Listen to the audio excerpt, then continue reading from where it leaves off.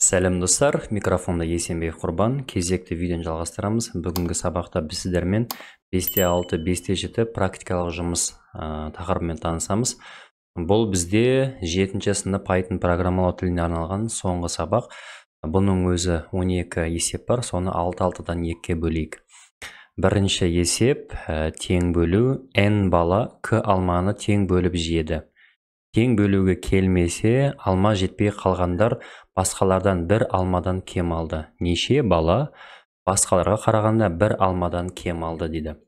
Бізде 4 бала 16 алманы бөліп жеген екен.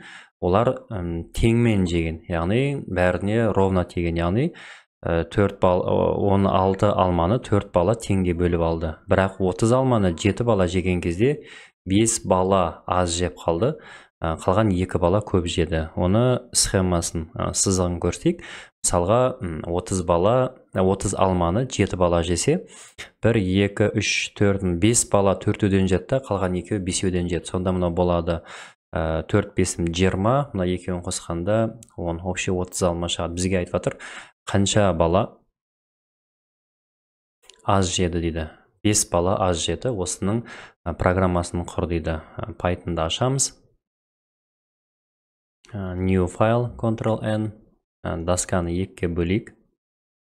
Есептің біріншісіне қарайтын болсақ, бізде берілген k мен n мен k берілген. n мен k map int input split. Біз 16-ны 4-ке қалдығын аламыз. Жазамыз, егер k-ны процент n тең 0 болатын болса, яғни 16-ны 4-ке бөлгенде 0 қалды қалатын болса, онда экранға 0-ді шығарайық. Бірінші осыны бір тексеріп көре салайық. 4-те 16 мінеке 0 қалды. Ал егер 7 мен 30-ды берсекше, әйтпесе, егер олай болмайтын болса, біз бүйтейік. Пока что принтқа k-ның процент n деп ала салайық. 7-ге 30 беріп көрейік. 7-ге 30, мінеке 2 қалды. Өткені 7, 4, 28, 4 бүтіні қалды, 2 қалды, 4 бүтіні кетті, 2 қалды. Енді 5 деген санды қалай шығарамыз? Негізгі қанша бала бар еді, содан қалдығын алатын болсақ, яғни 7 бала бар еді, содан түгелімен толық жеген 2 бала бар. Осыдан 7-тен 2-ні алатын болсақ, 5 деген сан қалады. Олай болатын болса, бізде бала саны n-да, n минус k процент n дейтін болса, онда тура шығу керек, тексереміз. 7-ге 30, мінеке 5 деген сан шықты. А что если 31 алма болса ше, 7-те 31 алма болса, онда Enter'ді баспай тұрып, мұна схемаға қарайық. 31 алма болатын болса, мұна біреуін 5-еуі жетті. Сонымен 4 адам қалу керек, тексереміз. Мінеке 4 адам қалды. Егер тағы да 30 емес, 32 болатын болса, 3 алма қалу керек, тексереміз. Чтобы программа дұрыс орындалу үшін. Сонда 30, 31, 32 беріп көреміз. 7-ге 32 берсек, мінеке 3 адам аз жеп тұр деген сөз. Дальше понятно, егер 7 бала 35 алмадан жетін болса, 0 бала, яғни қалмады, барлығы дұрыс жеді дегенді білдіреді екен. Келесі есепті қарастырайық. Тік төртбұрыш өлшемі А метр мен Б метр болатын тік төртбұрыш берілген. Осы тік төртбұрыштан қабырғасының ұзындығы S метр болатын қанша шаршыны қиып алуға болады? 5 пен 6, екеуін көбейткенде 30, 5 пен 6, осының ішінде куб, яғни тік төрт шаршыны қанша штук аламыз дейді. Оның да схемасын қарайық. Бұлай десек болады. Ұзындығы 6, ені 5. Бұдан общий міне қызыл рамкадегі тік төртбұрыш шықты. Осының ішінен S тең 5-ке, яғни екі жағы да, мына жағы да 5, мына жағы да 5. Осының ішінен қанша штук бар дейді. Әрине, бір-ақ штук бар. Оны қалай шығардық? Екеуін көбейтемізде, мұнаны да көбейтіп, 5 пен 6-ны көбейтеміз. 5 көбейтілген 6 бүйтеміз да, оны бөлеміз 5-тің квадратына. чтобы жауап int деген сан шығу үшін 2 рет бөлеміз. Бұған артық түсініктеменің қажеті жоқ. Яғни осындай кішкентай кубтан ішінде біреу ақ сияқты деп отыр. Егер мына жағынан тағы біреу болғанда, бәлкім екеу сиятын беді, иә? Осы программасын жазамыз. Бізде A, B және қандай дейді? S деген бар екен. A, B және S. Онда бұған шарттында қажет жоқ. Бірден print жазамыз. Print. A-ға көбейтеміз B-ны. Оны бөлеміз. Бүтін бөлігіні S-тің квадратына тексереміз. 5, 6, 5. Мінеке бір штук сияды екен. Кез келген есепті әрине түсіну үшін осылай бөліп алған дұрысырақ болады. Проблеманы қою деп біз алдыңғы сабақтарда қарастырамыз. Келесі есеп кеңсе тауарлар дейді. Кеңсе тауарларын маған түсіну өте қиын болды, өйткені сәл қазақша переводтағында ыңғайсыз да. Сол үшін мынандай бір лайфхактар пайдаланып, әкем менің математик, 7-ші класстың есебін ұялмай барып сұрадым. Әке маған осы есептен көмектесіп жіберіңізші, әйтпесе мен программасын құра алмаймын деп. Просто ұзақ ойланған жоқ негізі есепке. Сөйтіп әкем алды, оны бірден қамыр оқытатын барысында тамақ ішіп отырып шығарып бере салды, мен оның программасын жаздым. Кеңсе тауарларын сататын дүкенге Гауһар X қалам, Y сызғыш пен Z өшіргі сатып алды. Мінекей, демек 7 қалам, 10 сызғыш пен 5 өшіргі сатып алыпты. Қаламның бағасы сызғыштың бағасына қарағанда 10 теңге арзан, ал өшіргіштің бағасынан 5 теңгеге қымбат екені белгілі. Егер қаламның құны P теңге болса, яғни ол қаламның құны бізге беріліп қойған 20 теңге деп. Дальше касса қанша теңге төлеу керек дейді. Сонда бізге главный қаламның құны беріліп қойған, бірақ осы қалам арқылы біз сызғышпен өшіргіштің бағасын шығаруымыз керек. Оны да мен сызып дайындадым. Мұқият қарайтын болсақ, бізге мынандай екен. X қалам, Y сызғыш, Z өшіргіш, 7 қалам, 10 сызғыш пен 5 өшіргіш алған. Енді общий үшеуін бағаларын табу үшін қаламның бағасы 20 теңге екені айтылып қойған. Демек, қалам үшін ол 140 теңге төлей алады, смело. 140 теңге төлейді, өйткені қалам 7 штук алады, әр қалам 20 теңгеден. 7, 2, 14, 140 теңге төледі. Енді бізге айтады, сызғыштың бағасы, нақты емес, ол сызғыштың бағасын жаңылтпаш сияқты берген. Қаламның бағасы сызғыштың бағасына қарағанда 10 теңге арзан. Демек, қаламның бағасы 20 теңге, ол сызғыштан 10 теңге арзан. Сызғыштың бағасы қаламнан 10 теңгеге қымбат. Демек, сызғыш болады 30 теңге болады деген сөз. Сызғыштың негізгі бағасы 30 теңге. 10-ды көбейтеміз, 30-ға ол болады 300. Ау? Қазір видео жазып алайын, күте тұр, жап. Мақұл, қазір барам. Келесі бізде өшіргіш. Енді өшіргіш не еді? Өшіргіш туралы. Ал өшіргіштің бағасынан 5 теңгеге қымбат. Егер 20 теңге қымбат болса, онда өшіргіштің бағасы қаламнан 5 теңгеге арзан деген сөз. Демек, оның бағасы 15 теңге. 15 теңге. 15-ті көбейтеміз 5-ке, наверное, 75. Енді қарапайым калькуляторды ашамыз. 140-қа қосамыз, 300-ді қосамыз, 75-ті. 515 теңге дейді. Жауапқа қараймыз, мінеке жауап 515 теңге деп шықты. Енді осының программасын бірге жазып тастайық. Бізге берілген X, Y, Z және P. X, Y, Z және P берілген. Біз қаламның бағасы 20 теңге. Схема қарай салайық. Сызғыштың бағасы 30 теңге. S тең 30 теңге. Және O тең 15 теңге. Өшіргіш тең 15 теңге. O тең 15 теңге. Printқа барып айтамыз. Q тең P-ға дейді. Өткен 20 теңге менде клавиатурадан енгізіледі ғой. Сөйтеміз да, былай деп айтамыз. суретке қарап шығара салайыншы бұны, сол маған выгодны.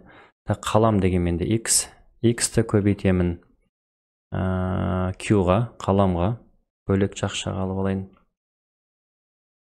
Оған қосамын y менде сызғыш, оны көбейтемін сызғыштың бағасы s теңгеге, қосамын өшіргіштің бағасы менде, алған саны менде z, оған көбейтемін өшіргішті. Болды, я? Сөйтеміз де ранға жібереміз. 7, 10, 5, 20, жауап 515. Окей. Бізде үшінші есеп бітті. Төртінші есеп телефон қызметінің ақысын төлеу дейді. Телефон компаниясы өз қызметіне ақы төлеудің жаңа жүйесін қолдана бастады. Жаңа ақы төлеу жүйесі бойынша, егер тұтынушы бір айда минутқа дейін сөйлесе, белгілі бір лимит қой, значит, онда оған к теңге төлейді. Демек, минуттан артық сөйлескен жағдайда әр минут үшін б теңге төлейді. Қанат бір айда п минут сөйлескен. Ол телефон компаниясына қанша ақша төлейді. Сіздерге түсінікті болу үшін тоже самый схеманы ашайық. Мінекей, бірінші айда ол, яғни 300 минут сөйлесетін болсаң, сен 10 теңге төлейсің. Аға к теңге төленеді. Мені аға к теңге төленеді. Деген бізде мені 300, оған 10 теңгеден төленеді. Аға к кетті. Ол бірақ п минут сөйлескен. Бір айда 392 минут сөйлесіп қойған. Артық 92 минут сөйлескенді. Ол артық сөйлескен үшін 25 теңге төлейді. Мінекей, минут артық сөйлесетін болса, б теңге төлейді. Б деген бізде по порядку бойынша ең соңында тұр 25. Б теңге төлейді. Қанат бір айда п минут сөйлескен. Яғни 392 минут сөйлескен. Итог қанша болады дейді. Анықтау өте оңай. Біз бітеміз. 300 минутқа дейін ол реально 10 теңгеден төлей береді. Демек, S-тің формуласы бойынша біз былай деп жазсақ болады екен. А көбейтілген К.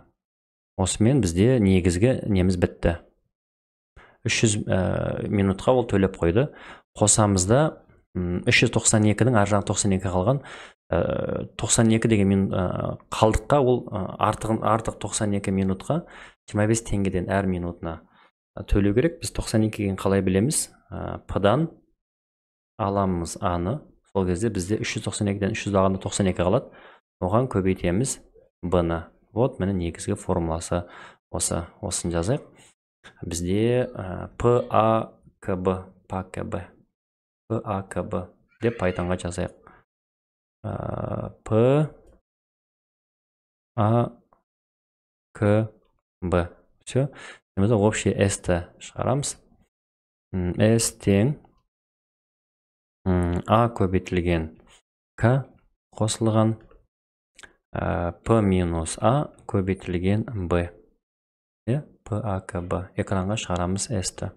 Енді ранға не беру керек екен, мына жақтан қарап алайық. F5, окей. 392, 300-де 10-да 25. Компанияға төлейді ол 5300 теңге. Неге? Ол 3000 теңге уже 300 минутқа төлеп қойды. Ар жағындағы 2300 теңге оның 92 минутқа төлегені. Демек, 92 элементарын тексеріп көрсек, 92-ні көбейтемін 25-ке. Мінекі 2300 теңге, а ол за 300 минутқа 3000 теңге төлейді. Сөйтіп, общий 5300 теңге мінекей қарапайым математикамен де шықты. Төртінші есеп осымен аяқталды. 5 пен 6 мен аяқтайық. Алгоритм өрнектердің графикалық әдісі арқылы шығарылған қандай да бір есептердің блок схемалар берілген. Осы блок схемалардың жұмысын 5 түрлі үлгі тест дайындап тексер. Python тілінде жаз дейді. Окей, жазайық. Досканы 2-ке бөлейік. Бізге x пен y берілген екен. X пен Y. Егер X үлкен болатын болса Y-тан, егер мені я деген оның астына кетеді, онда X тең X процент Y. Жоқ деген бізде жоқ деген ол else-ға кетеді. Else. Y тең Y процент X. Экранға принтқа X пен Y-тің мәнін шығар дейді. Бірінші үлгі үшін бізде қандай сандар берілгенін қарайық. Бірінші үлгі үшін бізге X-ға 10 және 7-ні береміз. 10 мен 7, жауап 3 пен 7 шығу керек дейді. Жауабын тексереміз. Жауабы 3 пен 7 шығу керек дейді. Жақсы, есеп өте оңай. Келесі А, Б, С берілген екен. А, Б, С берілген. Шартын жазамыз. Егер А процент Б тең болса С-ға, бізде я деген оң жақта тұр уже. Онда С тең А-ға қосамыз Б-ны, бөлеміз С-ға. Әйтпесе деген бізде мінекей астында жоқ деп тұр. С тең А көбейтілген Б процент С. Сөйтемізді экранға С-ны шығарамыз. 1, 2, 3. Жауап 2 шығады деп білмеймін, енді оны қатты тексеріп көрген жоқпын. 6-шы бүгінгі сабақтың соңғы есебі. А, Б, С сандары берілген. Осы сандардың нешеуі бүтін сан екен анықта. Біздің жағда бүтін деген int, қанша int? 14 int, 45 int, яғни 2 int. Значит, А, Б, С сандары берілген. Онда каждыйын жеке-жеке тексереміз. Егер А процент 1 тең 0, егер бұл S деген переменный бере салайық. S тең 0-ге. Яғни бірінші бұл float пен енгіземіз еще.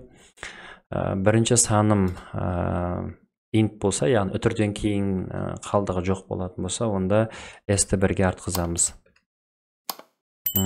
Егер B процент 1 тең 0 болса, онда S 1-ге артқызамыз. То же самый. Егер C процент 1 тең 0 болатын болса, S-ті 1-ге артқызамыз. Сөйтемізді экранға S-ті шығарамыз. 12-де 5, 14-те 45, мінеке 2 дейді. Давайте енді үшеуінде int қылып көрейік. 1, 2, 3, үшеуінде int бол. Давайте енді үшеуінде float қылып көрейік. 12-де 3, 14-те 5, 25-те 3. Жауап 0 шығады. Яғни үшеуі де бөлшек сан. Ары қарап та жалғастыруға болар еді. Уақыттарыңызды қысқартып келесі сабақта жалғастырайық. Сіздермен бірге болған Есенбек Құрбан. Келесі видеода, соңғы дегенде қалай, 7-ші кластың Алматы есептерінің соңғы есебінде жолыққанша сау саламатта болыңыздар.